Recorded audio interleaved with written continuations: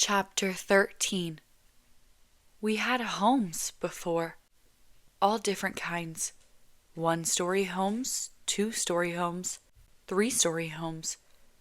We bought lawn ornaments and twinkle lights, learned to ride bikes without training wheels.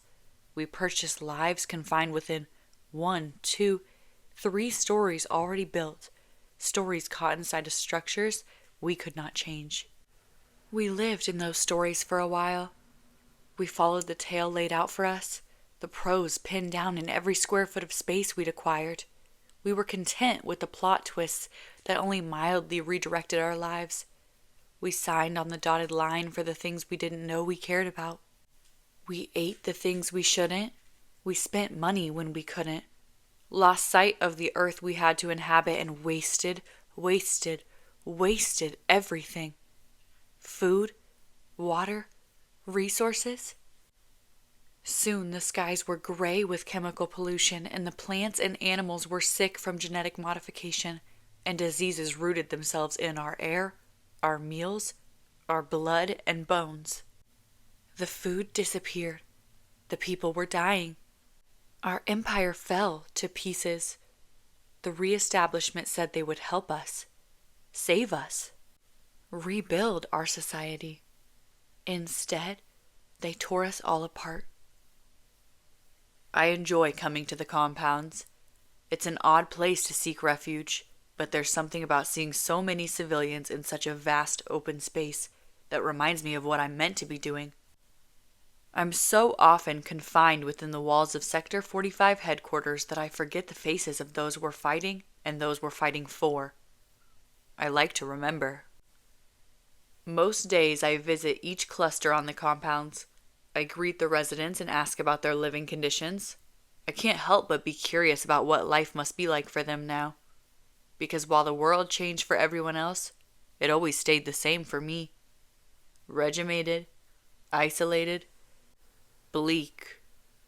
There was a time when things were better, when my father wasn't always so angry.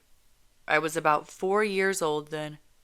He used to let me sit on his lap and search his pockets.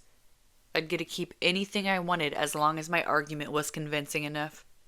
It was his idea of a game. But this was all before. I wrap my coat more tightly around my body, feel the material press against my back. I flinch without meaning to. The life I know now is the only one that matters. The suffocation, the luxury, the sleepless nights and the dead bodies. I've always been taught to focus on power and pain, gaining and inflicting. I grieve nothing. I take everything. It's the only way I know how to live in this battered body. I empty my mind of the things that plague me and burden my soul, and I take all that I can from what little pleasantness comes my way. I do not know what it is to live a normal life. I do not know how to sympathize with the civilians who've lost their homes. I do not know what it must have been like for them before the reestablishment took over. So I enjoy touring the compounds. I enjoy seeing how other people live. I like that the law requires them to answer my questions. I would have no way of knowing otherwise. But my timing is off. I paid little attention to the clock before I left base and didn't realize how soon the sun would be setting. Most civilians are returning home to retire for the evening, their bodies bowed, huddled against the cold as they shuffle toward the metal clusters they share with at least 3 other families. These makeshift homes are built from 40-foot shipping containers. They're stacked side by side and on top of one another, lumped together in groups of 4 and 6. Each container has been insulated, fitted with 2 windows and 1 door. Stairs to the upper levels are attached on either side. The roofs are lined with solar panels that provide free electricity for each grouping. It's something I'm proud of, because it was my idea.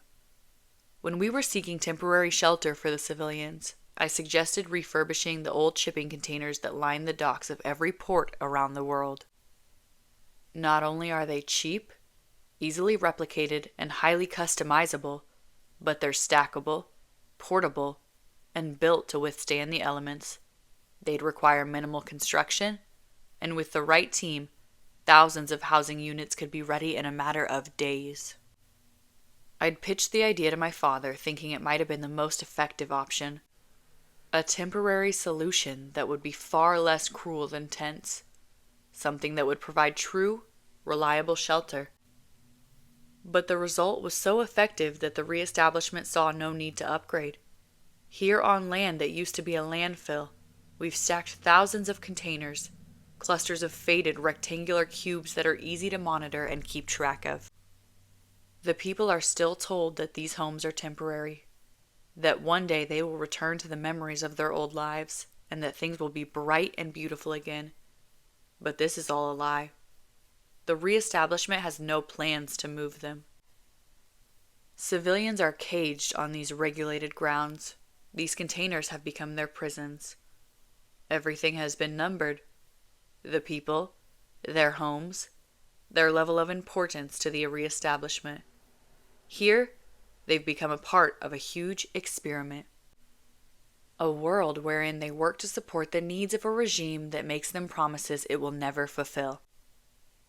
This is my life. This sorry world.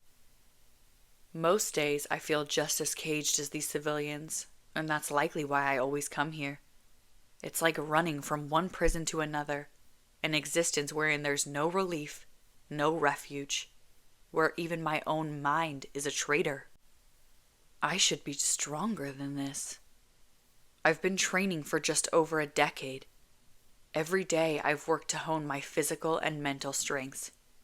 I'm 5 feet, 9 inches, and 170 pounds of muscle. I've been built to survive, to maximize endurance and stamina, and I'm most comfortable when I'm holding a gun in my hand. I can field strip, clean, reload, disassemble, and reassemble more than 150 different firearms.